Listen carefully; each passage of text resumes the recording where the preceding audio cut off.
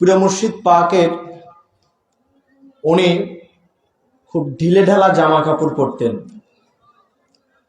তো একদিন ওনার এবং অনেক পকেটওয়ালা জামা কাপড় পরতেন উনি, বড় বড় পকেট থাকতো ওনার জামা কাপড়ের মধ্যে, মুরব্বীদের থেকে শুনেছি। তো একদিন ওনার এক মুরিদান জিজ্ঞাসা করতেছেন যে হুজুর, আপনি এত পকেটওয়ালা এবং এত ঢিলে ঢালা জামা কাপড় পরেন কেন? তো পীর মুর্শিদ পাক জবাব দিলেন যে তোমাদেরকে এই পকেটে করে আমি সাফায়াত করব। কথাটা খুব আজব হলেও উনি এর ব্যাখ্যা দিলেন। মুরিদ উনি বলছেন যে হুজুর কিভাবে সম্ভব, আপনার কত মুরিদান, লক্ষ লক্ষ মুরিদান, আপনার এই পকেটে কয়টা আটবে? পীর মুর্শিদ পাক বললেন তুমি তো অনেক মুরিদান দেখতে পাও, কিন্তু আমি তো দেখি না। বললেন কেন?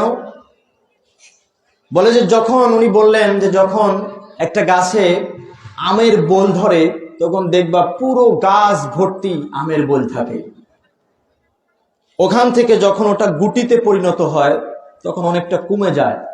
বলে গুটি থেকে যখন আমে পরিণত হয় তখন আরো কমে যায়। তো আম থেকে আম পাকবে যখন, তখন দেখবা যে সেই প্রথম বোল ধরার সময়ের চেহারা আর আম পাকার সময়ের ওই চেহারা কিন্তু এক থাকে না। থাকে নাকি বলেন?